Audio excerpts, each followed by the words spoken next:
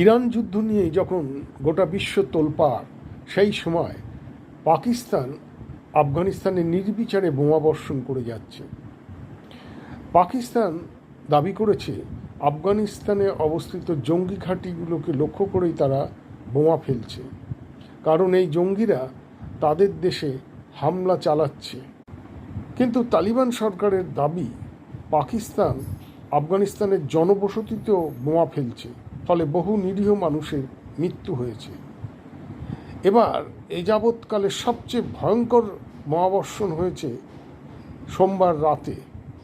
পাকিস্তানের যুদ্ধ বিমান থেকে কাবুলের একটি অ্যাডিকশন ট্রিটমেন্ট হাসপাতালে বোমা ফেলা হয়েছে। এই হাসপাতালে শয্যা সংখ্যা 2000-এর মতন। পাকিস্তানের বোমাবর্ষণে ওই হাসপাতালের একটি বড় অংশ ধূলিসাৎ হয়েছে। তালিবান সরকারের দাবি এই বোমাবর্ষণে 400 জনের মতো মানুষের মৃত্যু হয়েছে। তার মধ্যে বহু রোগী, ডাক্তার এবং অফিস কর্মীও আছেন। 250 জনের মতো মানুষ আহত হয়েছেন। অনেকেরই অবস্থা সংকটজনক। স্বাভাবিকভাবেই এই অমানবিক ঘটনার নিন্দা জানানো হয়েছে বিভিন্ন মহল থেকে। ভারতও এই ঘটনার তীব্র প্রতিবাদ জানিয়েছে।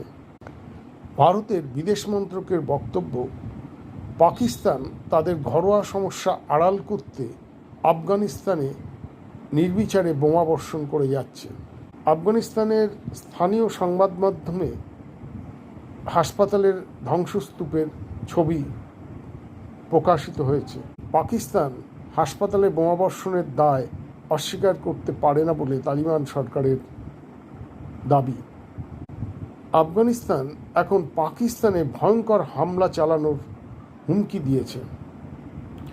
ফলে আগামী দিনে আফগানিস্তান ও পাকিস্তানের সংঘাত আরও বড় আকার নিতে পারে। বিভিন্ন জঙ্গি গোষ্ঠীও পাকিস্তানে বড় হামলা চালাতে পারে বলে আশঙ্কা করা হচ্ছে। ইরানে আমেরিকা ও ইসরায়েলের হামলায় একটি গার্লস স্কুলে প্রায় 200 জনের মতো ছাত্রছাত্রী, শিক্ষক, শিক্ষিকা মৃত্যু হয়েছে বলে জানা গিয়েছিল। এবার পাকিস্তান আফগানিস্তানের একটি বড় হাসপাতালে বোমা ফেলল। রাষ্ট্রসংঘ এ ব্যাপারে কী ব্যবস্থা নেয় সেদিকে নজর সকলের।